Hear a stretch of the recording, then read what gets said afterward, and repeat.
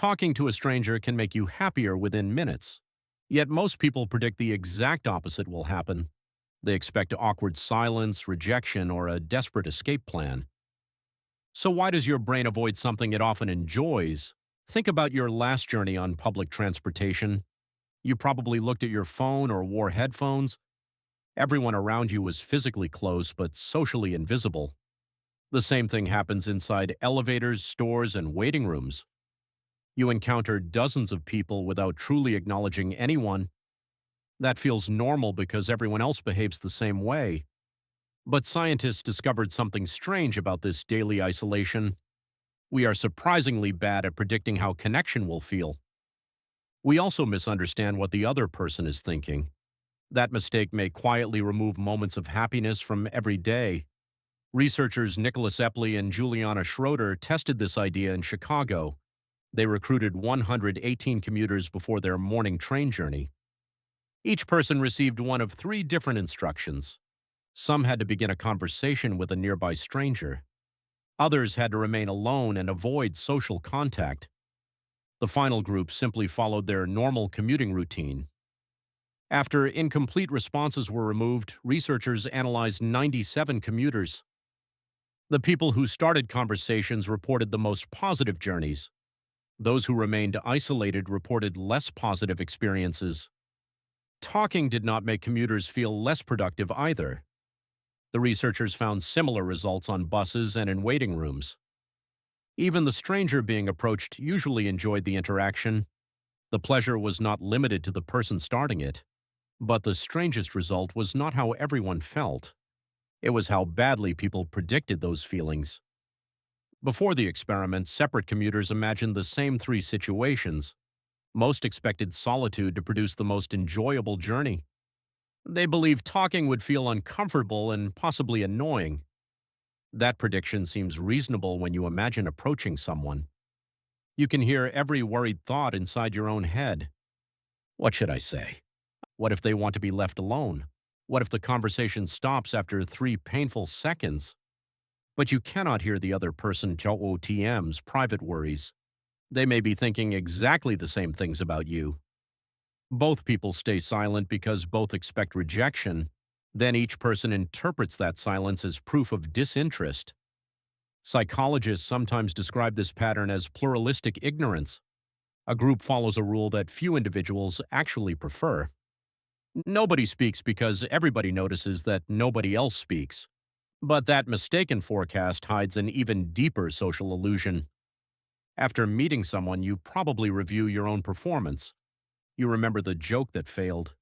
You notice the sentence that sounded strange. You wonder whether you talked too much or appeared nervous. Meanwhile, the other person remembers something completely different. They may remember your smile, your curiosity, or your kindness. In 2018, researchers documented what they called the liking gap. After conversations, people underestimated how much their partners liked them. They also underestimated how much others enjoyed their company. This happened after short, medium, and longer conversations. Researchers even observed it among new college roommates. In that setting, the gap sometimes continued for several months. Your internal critic has access to every mistake you noticed. The other person only sees the human being talking with them. So you judge yourself using evidence they never received. But why should one ordinary conversation improve your mood? The answer begins with a basic feeling: belonging. A stranger does not need to become your closest friend. They only need to recognize that you are socially present. A greeting says that you are visible. A response says that you are worth answering. A shared laugh says that two separate minds briefly connected. Psychologists call acquaintances and familiar strangers weak social ties. These include classmates, neighbors, coworkers, and local store employees. They are less intimate than family members or close friends. Yet they still contribute something important to everyday life. Research found that students felt happier on days when they interacted with more classmates than usual. They also reported a stronger sense of belonging. Close relationships provide depth, security, and emotional support. Weak ties provide variety and connection to the wider world. They make your daily environment feel inhabited rather than anonymous.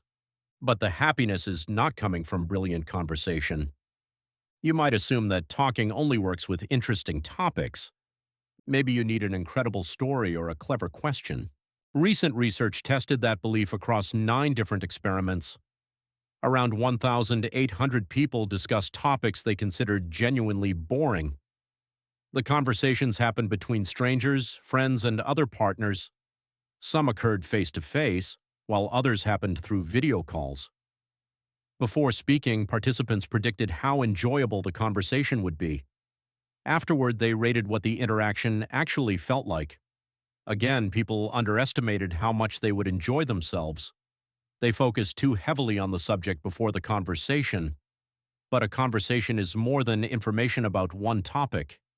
It contains reactions, expressions, questions, and unexpected connections. Even discussing the weather involves two minds coordinating in real time. The topic may be predictable, but the other person never is. Their answer can introduce a detail you could not have imagined. That uncertainty turns ordinary speech into a small discovery, but small talk is only the entrance to something deeper. People also expect personal conversations with strangers to feel uncomfortable.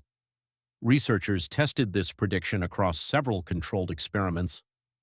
Participants discussed both shallow and more meaningful questions. Beforehand, they expected deeper conversations to feel especially awkward. They also expected strangers to show limited interest or care. Once again, their predictions were too negative. The deeper conversations felt less awkward than participants expected. They also created more happiness and stronger feelings of connection. After experiencing both types, people felt closer following deeper conversations. This does not mean revealing private information without considering safety. Healthy conversations still require boundaries, context, and mutual interest. It means people often underestimate another person's capacity to care. Your mind prepares for indifference because rejection feels costly. However, that protection also blocks many positive experiences. Solitude itself is not the enemy. Chosen solitude can be peaceful, creative, and emotionally restorative. The problem appears when fear makes the choice for you. You may believe you are protecting your comfort. In reality, you could be avoiding something you would enjoy, and that leads to the most surprising number in this story. In the Chicago research, commuters predicted that fewer than 47% of nearby strangers would agree to talk. They expected rejection to be more likely than acceptance. But among participants who had someone available and reported back, every attempted conversation succeeded. Not one of those participants reported being rejected. They prepared for a social risk that never appeared. Of course, this does not guarantee every stranger wants conversation. You should always notice boundaries, surroundings, and personal safety. But our default prediction may be far too pessimistic. That is why talking to strangers can make you happier. It creates belonging while proving your social fears were exaggerated. So, when did a stranger unexpectedly improve your entire day? Tell us the story in the comments below. And if this changed how you see everyday life, like the video and subscribe.